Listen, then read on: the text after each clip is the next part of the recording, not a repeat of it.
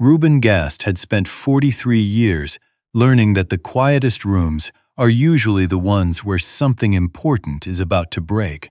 He had built his accounting firm from a single desk in a rented office above a pharmacy on St. Denis Street in Montreal, back when he was 31 years old and had more confidence than capital. 17 years later, the firm had 14 employees, a reputation for discretion, and a waiting list. He coached his 7-year-old daughter's ringette team on Saturday mornings, even when the ice time was 6:30 and the arena coffee was undrinkable. He drove his mother to her cardiology appointments on the third Tuesday of every month without being asked. He was the kind of man who showed up before the invitation was issued, who fixed things quietly and moved on without mentioning it. His grandmother, a woman who had emigrated from rural Brittany with 2 suitcases and an extraordinary capacity for silence, used to say that still water holds more than it shows. Reuben Gast was living proof. Then, one Saturday evening in December, during what was supposed to be a celebratory dinner at his in-laws' home in Westmount, his wife of 9 years set a white envelope beside his wine glass and smiled at him the way a person smiles when they believe the outcome is already decided. She was wrong. Because what Sylviane Gast did not understand, what she could not have accounted for, was that Reuben had spent the previous 5 months constructing something she never once looked for, something patient and precise and entirely invisible to her. And by the time she finished that smile, everything was already in motion. But this story deserves to be told from the beginning, because the beginning matters. Before we go any further, if stories about quiet men who refuse to be taken apart, about the kind of dignity that doesn't make noise, speak to something in you, take a moment and subscribe. This one will stay with you. The dinner had been Sylviane's idea. Her parents, Gerard and Francine Tanguay, lived in a wide stone house near the top of Westmount, with a view of the city that meant different things depending on the season. In December, it was just a field of lights below a low gray sky, the kind of sky that had been threatening snow for 3 days without committing. The table was set with the good linens, candles in the tall silver holders that Francine brought out 4 times a year, no more. Reuben's daughter, Margot, had been seated beside her grandmother and was explaining, with considerable authority, why the best color for a ringette helmet was not white, but the specific shade of orange that her team wore, which she called fire tangerine, and which no one else had ever called that. Reuben had watched her from across the table and felt the particular warmth of a man who understands, with full clarity, what he is protecting. Gerard opened the wine with ceremony. Francine brought out the tourtière. Sylviane sat at the end of the table, looking luminous and composed, in the way that Reuben had gradually come to recognize as performance rather than contentment, the ease of someone who has already rehearsed the scene and trusts the script. Margot was halfway through explaining the aerodynamics of a ringette ring when Sylviane reached beneath her chair, produced the white envelope, and slid it across the tablecloth toward Reuben. Unhurried, deliberate, she said, loud enough for everyone at the table to hear. "I think it's time we stopped pretending, Reuben. Open it." The room stilled. Reuben picked up the envelope. He looked at it for a moment, not with dread, not with confusion, but with the settled expression of a man who has already read the document inside. He opened it. A single page, official letterhead, the kind of clinical language that does not soften what it reports. 0 probability of paternity. Margot Gast, age 7. He read it once. He folded it carefully along its original crease. He set it flat on the table in front of him. He looked up at Sylviane. He said, "Open your banking app. Right now, stay at this table." Her smile held for another 3 seconds. Then it didn't. But to understand what was waiting for her in that account, to understand the full architecture of what Reuben had quietly assembled, while his wife was planning his undoing, we need to go back 5 months. Back to a Thursday afternoon in July, a hospital corridor in NDG, and a single conversation with a pediatric nurse that quietly cracked the floor beneath everything, Reuben thought he was standing on. It had started, as these things often do, with something small. Margot had come home from day camp with a persistent cough that hadn't resolved after 2 weeks. Nothing alarming, just enough to warrant a proper look. Sylviane had a work event, or said she did. Reuben took the afternoon, drove Margot to the clinic, held her hand through the examination. The attending physician was thorough and unhurried. She ordered a standard blood work panel to rule out anything requiring follow-up. The call came 2 days later. The nurse's voice was careful, professionally neutral in the way that signals something is about to require your full attention. Mr. Gast, Margot's blood type came back A positive.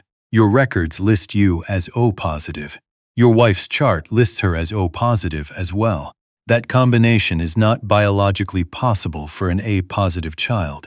I'd recommend you speak with your family physician about next steps. Reuben thanked her. He drove home. He made Margot a grilled cheese, cut into triangles the way she preferred, and sat across from her at the kitchen table while she told him about a girl at camp who could whistle through her teeth, and whether he thought that was a skill you could learn or something you were simply born with. He told her he thought most good things could be learned if you were patient enough. That night, lying in the dark beside Sylviane's steady breathing, his face was perfectly still.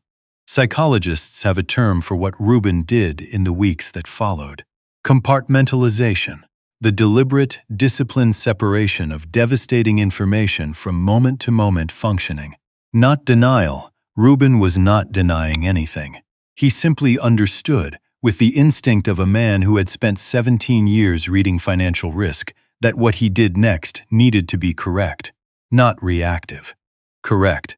He ordered a private paternity test through a mail service in Ontario. Results delivered to a post office box on Sherbrooke Street West, registered in his name only. He made an appointment with Natalie Bourque, a family law attorney he had heard recommended twice in professional circles, once by a client, once by his accountant colleague, with whom he played squash every other week. He described her on the phone to Reuben as precise, prepared, and completely unintimidated by complicated situations.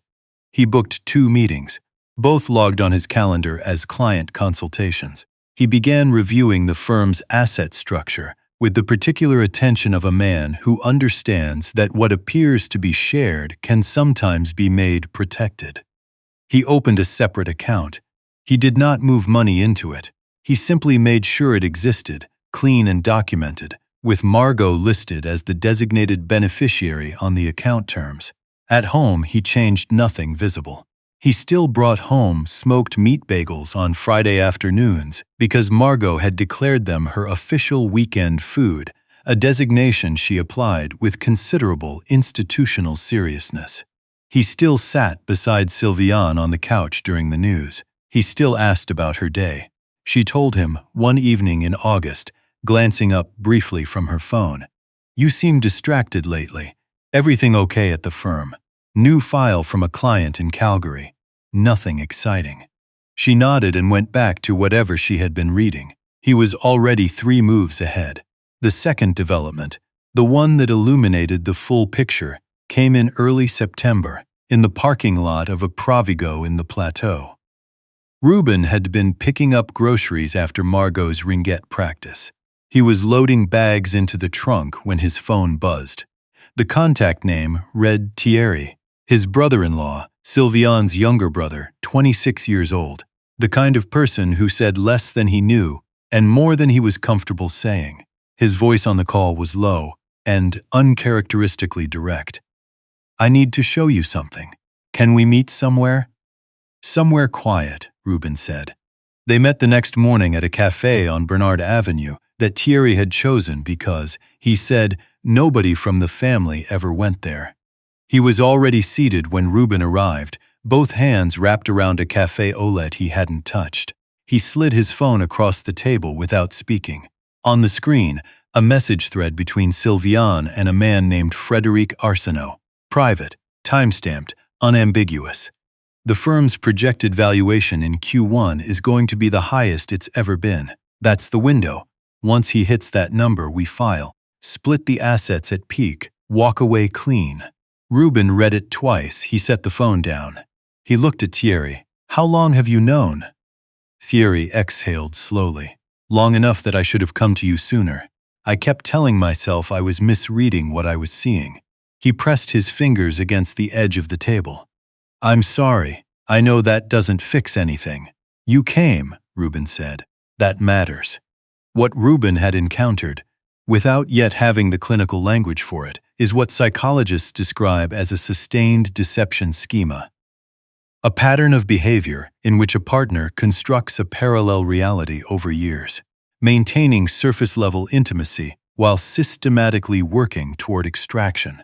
It requires a particular kind of compartmentalization, one that tends to work until something external disrupts the timeline. Thierry became the one person inside that family circle whom Ruben could trust fully. He attended family dinners and noted when Sylviane spoke carelessly.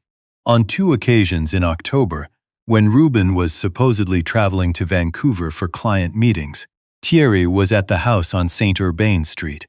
The house Sylviane and Frédéric had apparently been treating as something they would divide at a price point that suited them, and photographed what needed to be photographed.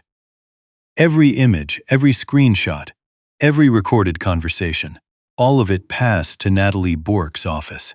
All of it documented and preserved with the precision of a man who had spent his career understanding that paperwork is not bureaucracy. It is infrastructure. Through all of it, Ruben remained exactly what Margot needed. Saturday morning ringgit, without exception. The thermos of hot chocolate he brought to the arena because the coffee was, as he had accepted, genuinely undrinkable, and no amount of optimism would change that.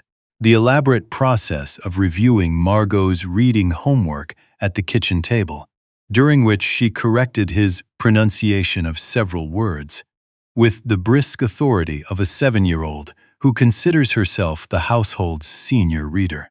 One evening, helping her into her winter coat before school, he crouched down and straightened her collar and said quietly, "You know what real strength looks like. It doesn't look like anything. That's the whole point. You only see it when something tries to knock it down." She looked at him with the considering expression she deployed when filing information away for later use. "Like a hockey board," she said. He laughed, genuine and warm, the kind of laugh that surprises you by arriving when you weren't looking for it. Exactly like a hockey board. On more nights than he could count after Margot was asleep, he sat at his desk reviewing documents with Natalie over encrypted messages. Not out of anger, not out of revenge, out of the same disciplined care that had governed every other serious decision he had made since that Thursday afternoon in July when a pediatric nurse had asked him to speak with his family physician about next steps. He had a voice recording application on his phone, tested and calibrated. He had secured a separate account at a credit union in Laval. He had Natalie on standby. By the evening of the Westmount dinner, everything was in position. He dressed Margot in her favorite dark green sweater, the one with the small fox embroidered on the left cuff that she considered her lucky piece of clothing. He drove to the house in Westmount the way he drove everywhere, both hands on the wheel, eyes straight ahead. He was completely ready for what was coming. Sylviane believed she was 10 steps ahead of him. She was not counting correctly. When he told her to open her banking app, the smile on her face lasted 3 seconds, then it did not. She opened the app with the unhurried confidence of a person who expects to see something confirming what they already know. Her face held steady for 4 seconds. Then it didn't. It changed the way a structure changes when the load-bearing wall gives, not gradually with warning, but all at once, completely, with nothing left to restore the original shape. Her hand holding the phone began to shake, not slightly, the sustained, uncontrollable kind. Her mother leaned forward. "Sylviane, what is that?" Her father, a man of considerable composure across 30 years of family dinners, set his wineglass down with a flat sound that said more than anything spoken could have. What they could all see On the screen of the phone that had slipped from Sylviane's hand and landed face-up on the white linen tablecloth was the notification from her personal account. A legal hold placed by order of the Cour supérieure du Québec. A freeze on the discretionary funds she had been incrementally moving into a separate account over the previous 8 months. Every transfer, documented, reversed, held. Below it, a second notification. A message from her own attorney's office. He had filed first, 2 days ago. The account restructuring she had spent months carefully executing had been identified, documented, and flagged under a formal motion for financial disclosure filed by Natalie Bourque on a Thursday morning. When Sylviane had believed Ruben was in a client meeting on Peel Street, he had been in Natalie's office instead. Ruben stood up. No raised voice, no trembling, nothing performed. Just a man standing to his full height at a table that had gone entirely silent. "I've known since July," he said. His voice was even. The specific evenness of someone who has made peace with something before the moment arrived, not in the moment itself. "You believed you had a plan that I couldn't see. You were moving money for 8 months. Frederic helped you plan the timing around the firm's Q1 numbers. You gave a timeline in writing. Thierry saw it. He looked at her steadily. That message is in Natalie's file. It has been since September."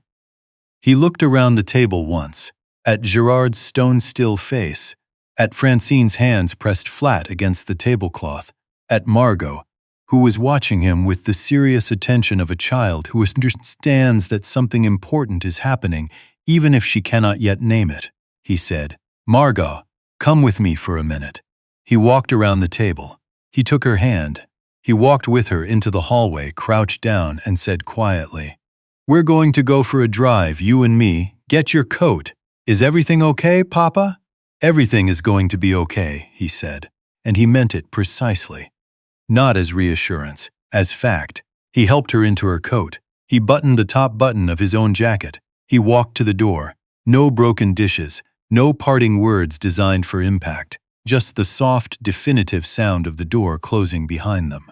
Outside, the December evening was cold and still, the way Montreal gets in the last weeks of the year when the city pulls itself inward and the streets go quiet early.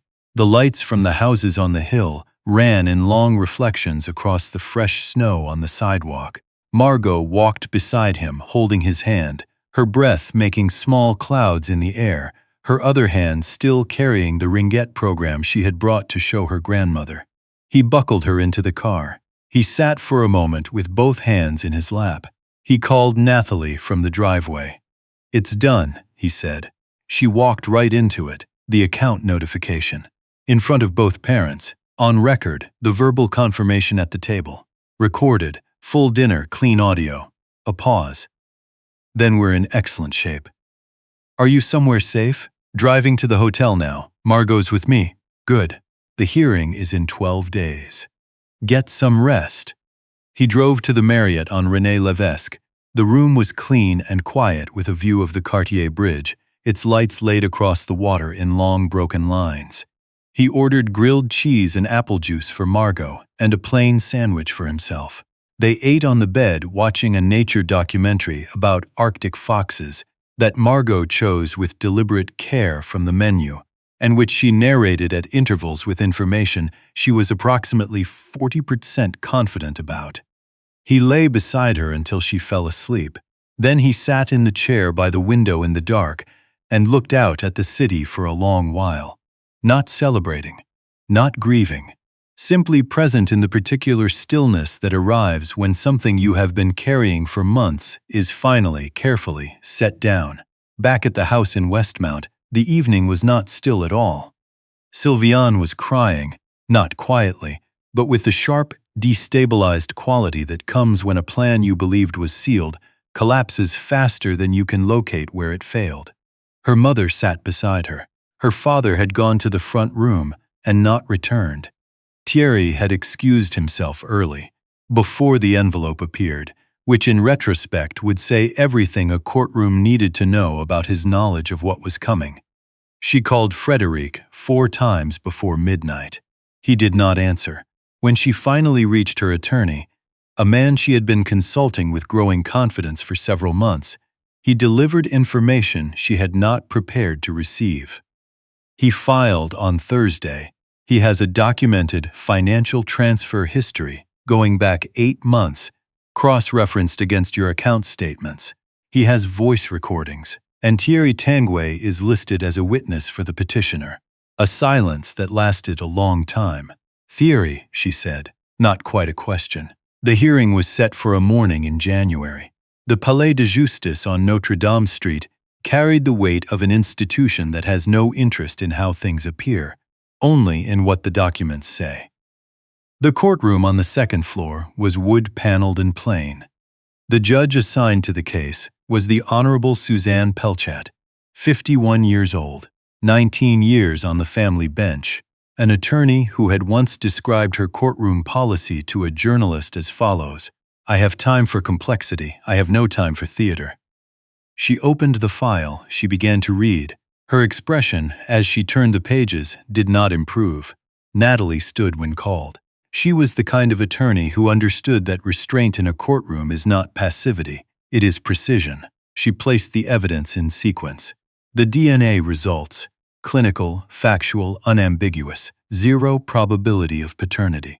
The 5-year timeline of the relationship between Sylviane and Frédéric Arsenault. Dates, locations, corroborating documentation. The financial transfer records, 8 months of incremental account movements, totaling an amount that the courtroom heard with the silence of collective comprehension. Then the audio. Sylviane's voice filled the room from the speaker near the bench, clear, unmistakable. Recorded on a Thursday evening in October in a Westmount dining room during what she had believed was a private conversation. "Margot wasn't a mistake. I made that decision deliberately. She was my insurance. If the firm kept growing the way it was growing, I needed something that guaranteed my position. I planned it. I waited. And then when the numbers were right, I was going to take what I was owed and walk." The court reporter's fingers paused, just briefly. Sylviane's attorney put a hand on her arm. She did not move. Thierry was called to the stand.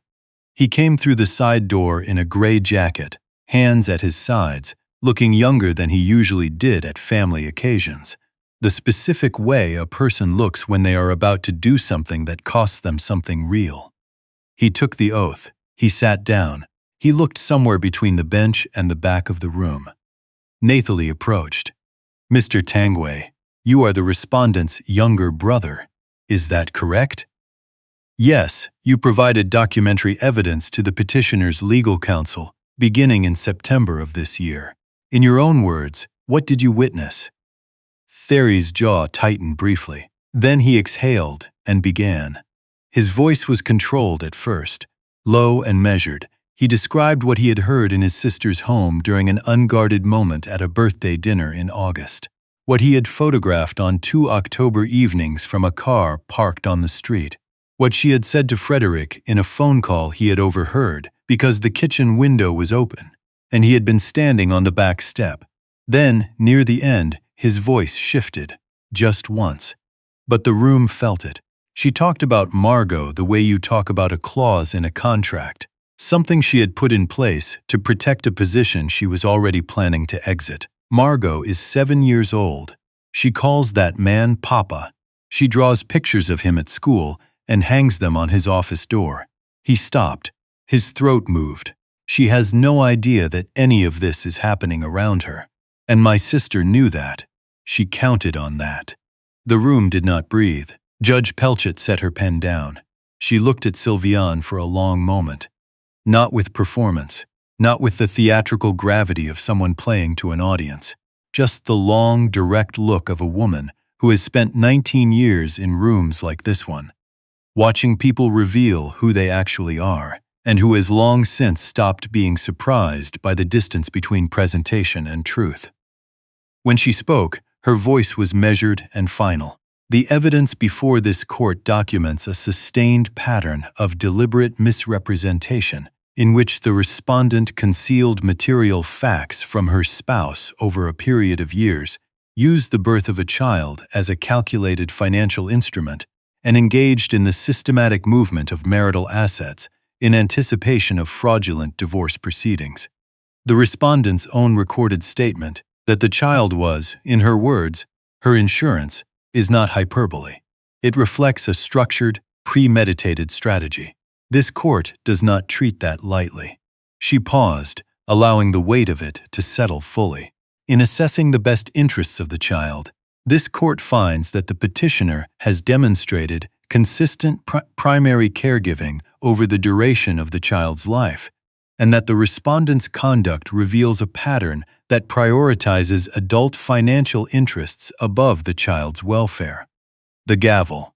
The rulings were entered into the record. Temporary primary custody of Margot Gast granted to Reuben Gast, effective immediately. Supervised access for Sylviane Gast, 6 hours per week, in the presence of a court-appointed supervisor at a designated facility only. Spousal support claim denied. The documented financial manipulation, including the 8-month transfer pattern, constituted grounds for forfeiture under the relevant provisions. The frozen account funds, held pending full financial disclosure. Frederick Arsenault, formally directed to submit to a court-ordered paternity assessment within 21 days. Each ruling landed in that room the way a stone lands in still water. The ripples reached every corner. Sylviane sat without moving. Then, as the room began its low, purposeful shift, papers gathered, chairs pushed back. She stood. She crossed the distance between the two tables before her attorney could step in. Reuben.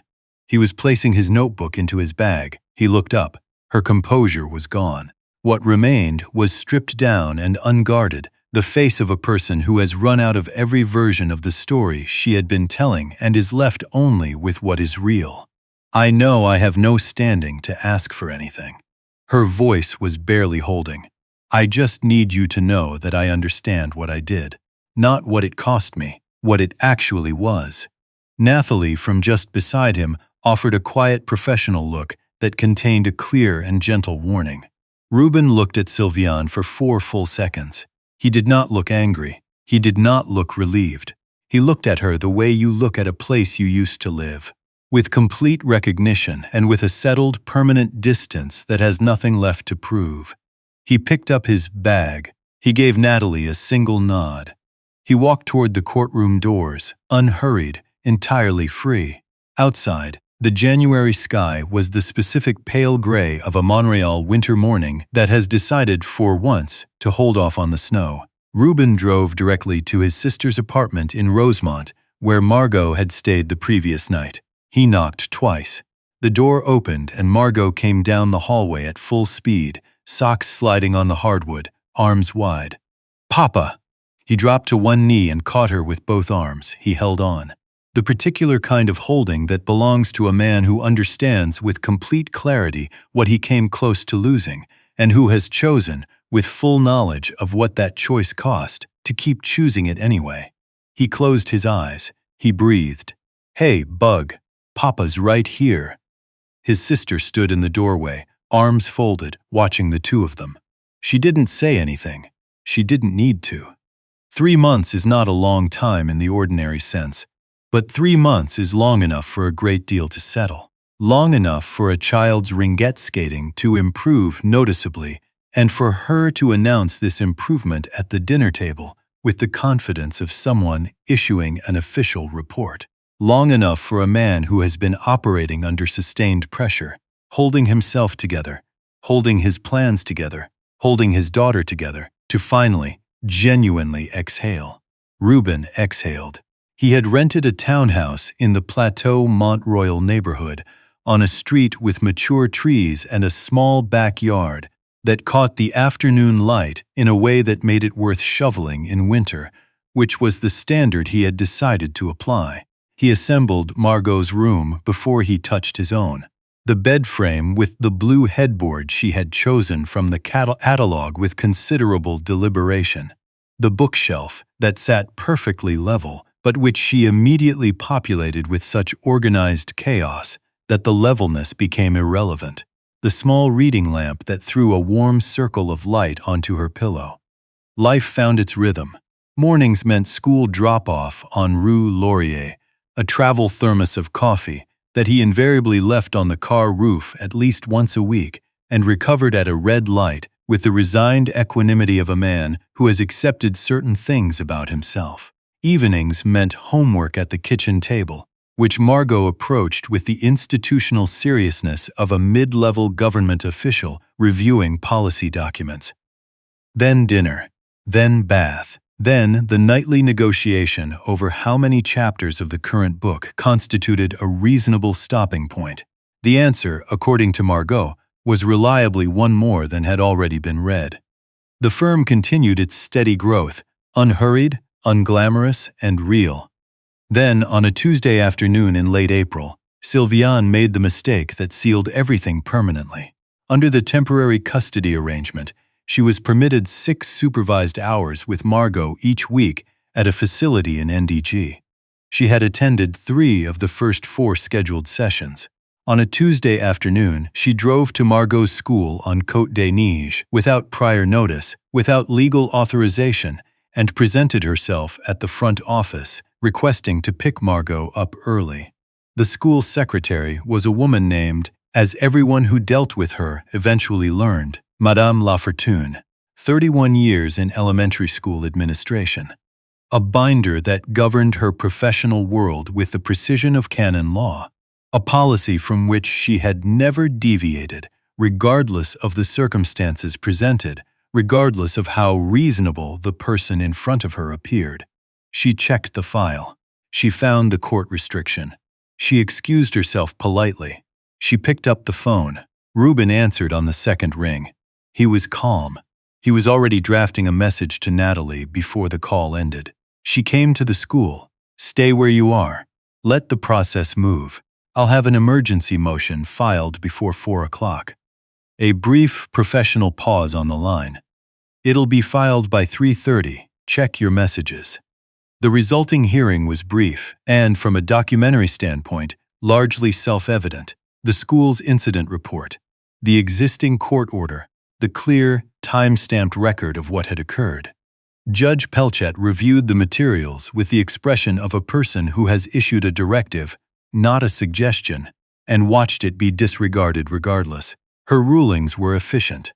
Supervised access, revoked entirely. Pending formal review in 6 months, contingent on demonstrated compliance with all outstanding court conditions. Full permanent custody, granted to Ruben Gast. Sylviane was more advised that any further unauthorized contact attempts would be addressed as contempt of court. The divorce was finalized on a Thursday morning in late May. In Nathalie's office on McGill College Avenue, a cup of coffee at Ruben's elbow, the city laid out in morning light through the window behind the desk. Natalie shook his hand across the desk. "I've represented a lot of people in difficult situations," she said. "You handled this with more composure than almost anyone I can think of." Ruben considered the window for a moment. "I had someone to protect," he said. That made the decision straightforward.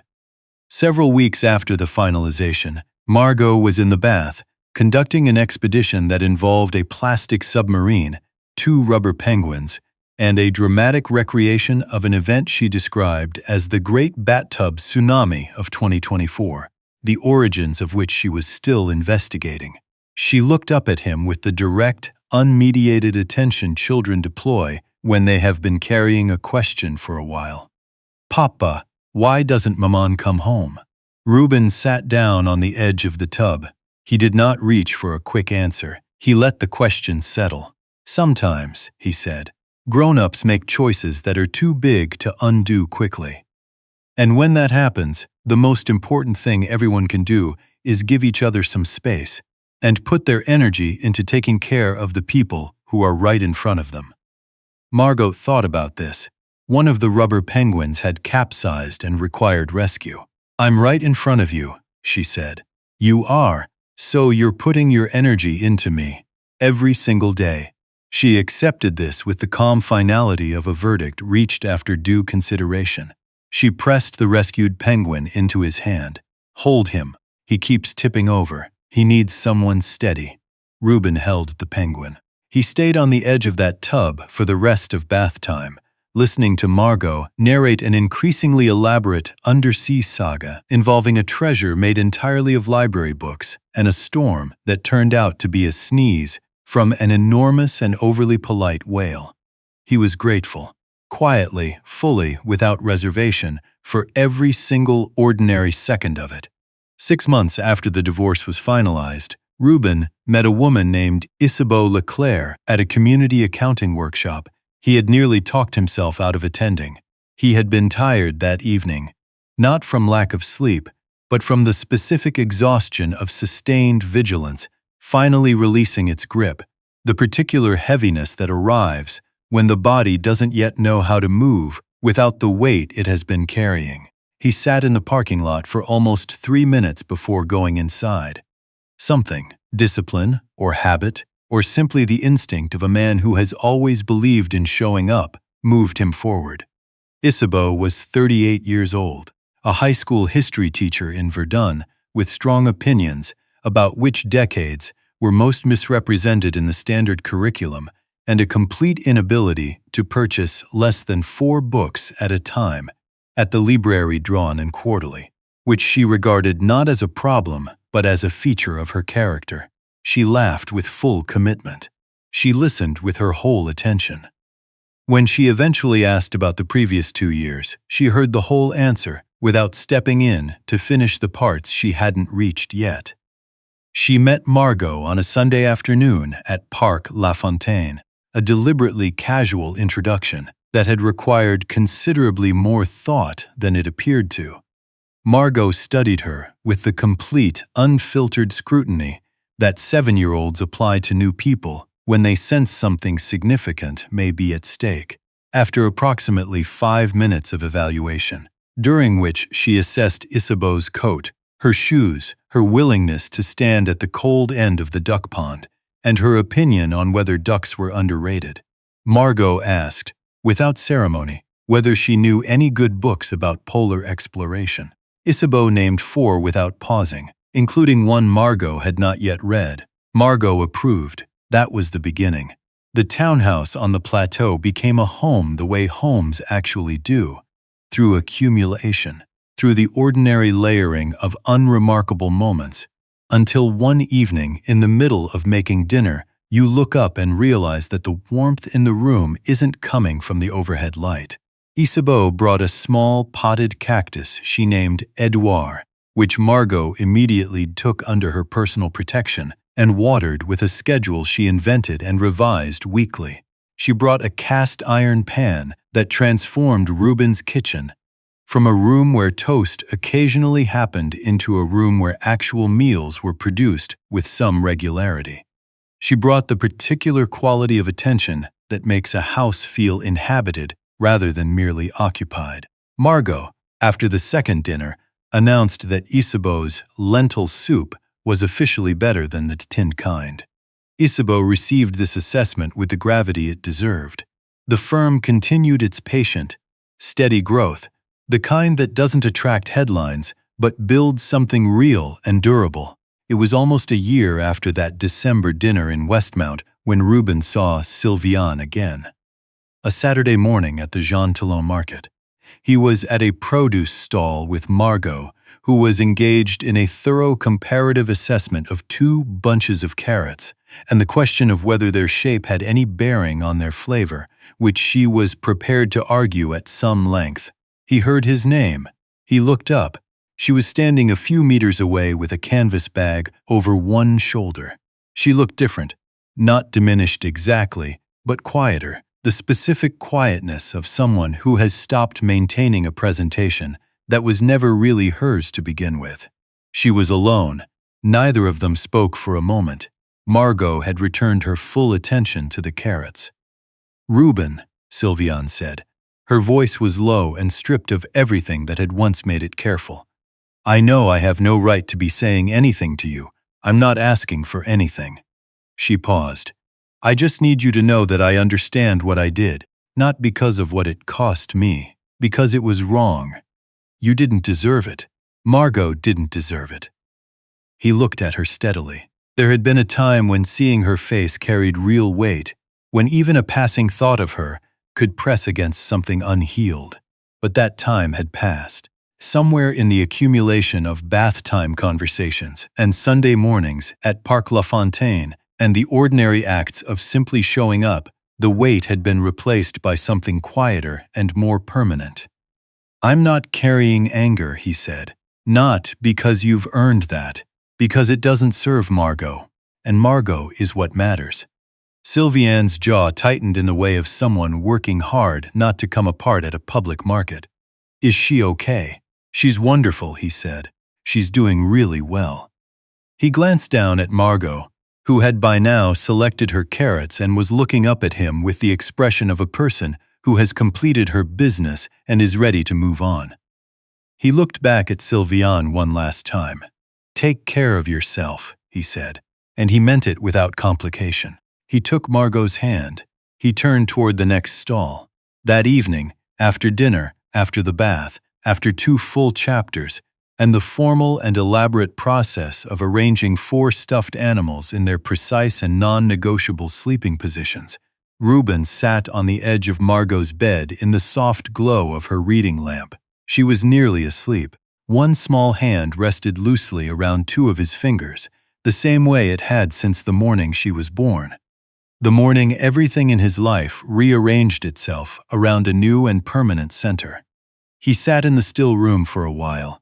The house settled around him, Isabeau moving softly in the kitchen below, the radiator ticking its familiar rhythm, the faint sound of the neighbor's dog somewhere on the street, and then nothing. He said just above a whisper, "You are not my blood, but I chose you.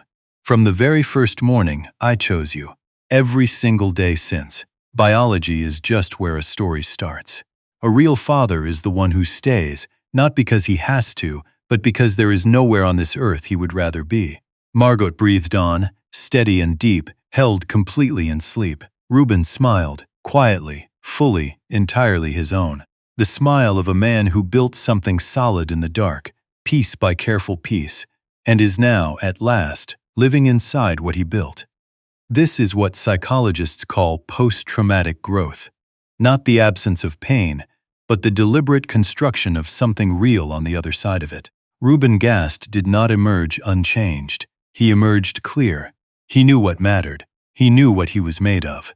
He had faced the worst version of a betrayal, one that reached into his understanding of his own family. And he had not let it make him smaller. He had let it make him certain. For anyone who has loved faithfully and been taken for granted, who gave everything to someone who was already planning their exit, know this. The quiet work you are doing right now, in the unremarkable moments, in the school pickups and the Saturday mornings and the ordinary acts of simply being present, that is the most durable thing in the world. No one can take what you have actually built. Not ever. If this story reached something in you, share it with someone who needs to hear it today. And if you haven't yet, subscribe so you never miss what comes next.